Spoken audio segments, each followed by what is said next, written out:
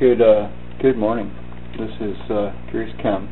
Today is Sunday, April 4th, 2010. And today's little thought for the day is the Civil War, a book by a collection of different writings. It's about the opposing viewpoints of the Civil War. It's published by Greenhaven Press. So we're going to read this little piece here called Secession is Justified. It's really about South Carolina and their idea, of secession. Their idea of secession.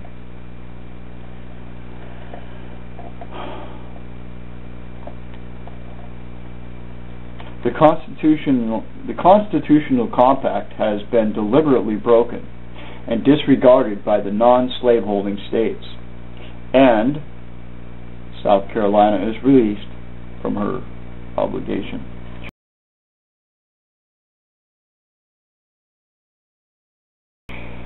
So that was kind of a quote from what this is going to say. Secession is justified.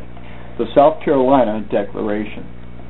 South Carolina state legislature was in season when news arrived of Abraham Lincoln's election as president, and legislators immediately called for a special session. On December 20th, 1860, by unanimous convention vote, the state became the first to secede from the United States.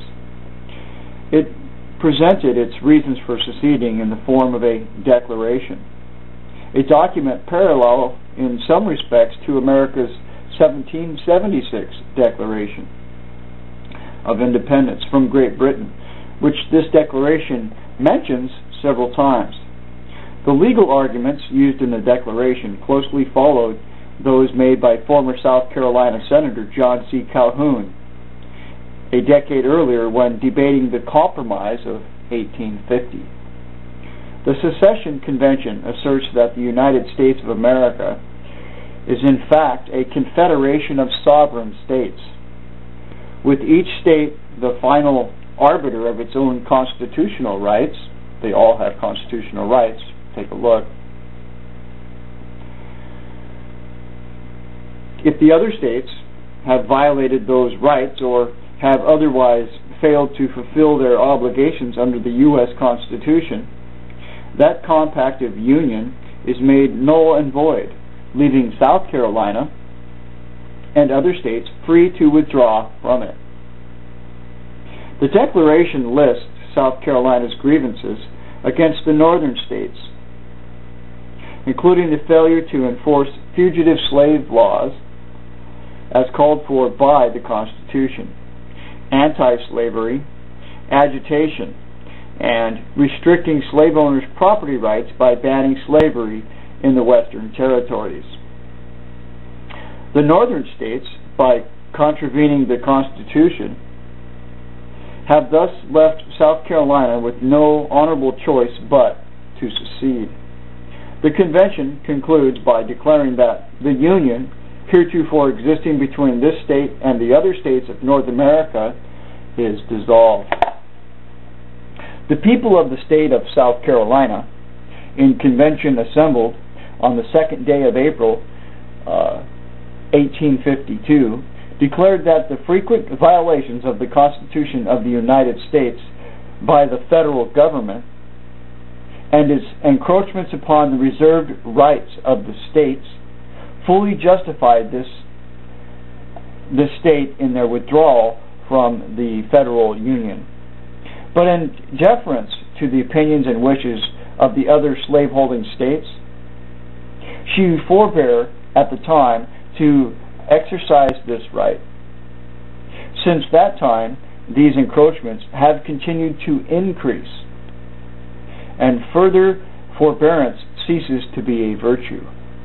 And now the state of South Carolina, having resumed her separate and equal place among nations, deems it due to herself, to the remaining United States of America, and to the nations of the world that she should declare the immediate causes which have led to this act. In the year 1765, that portion of the British Empire embracing Great Britain undertook to make laws for the government of that portion composed of the 13 American colonies. A struggle for the right of self-government ensued, which resulted on the 4th of July, 1776, in the Declaration of the Colonies, that they are and right ought to be free and independent states, and that as free and independent states they have full power to levy war, conclude peace, contract alliances, establish commerce, and to do all other acts and things which independent states may have a right to do. That further solemnly declared that whenever any form of government becomes destructive of the ends for which it was established, it is the right of the people to alter or abolish it, and to institute a new government, deeming the government of Great Britain to have become destructive of these ends. They declared that the colonies are absolved from all allegiance to the British Crown, and that all political connection between them and the state of Great Britain is and ought to be fully dissolved. So that's out of our book this morning, The Civil War, Opposing Viewpoints, published by Greenhaven Press. And I'll probably read out of this again, maybe on succeeding days, in a succession of days, something like that. I really like the book. It's got a lot of interesting stuff in there. Well, today, I think if you look at the things happening in the United States today, and these things that it discussed in the book here, that the states that don't like what's going on should secede from the government, from the Union. States should secede from the Union. And I know that the only way to fix it would be to do that to begin with, and that if my state, Washington, does not secede from the Union, I'm going to move to a state that will take such a stance, because I believe that that is the way forward. Anyway, this is Curious Ken, and today was marked by sacrifices. So sometimes we have to sacrifice some things in life to not just that I'll have things better for me, because it's not all about me. Some people sacrificed a lot so that it might be better for all. So that it might be better for all. Sacrifice.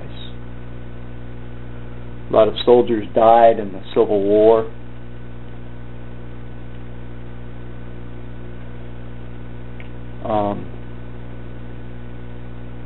April 4th, Martin Luther King Jr.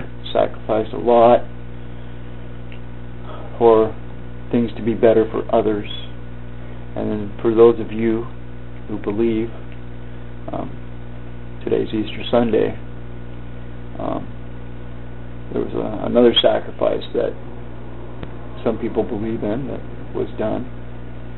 So I'll leave you thinking that sacrifice is a principle, and someone needs to really understand that principle personally.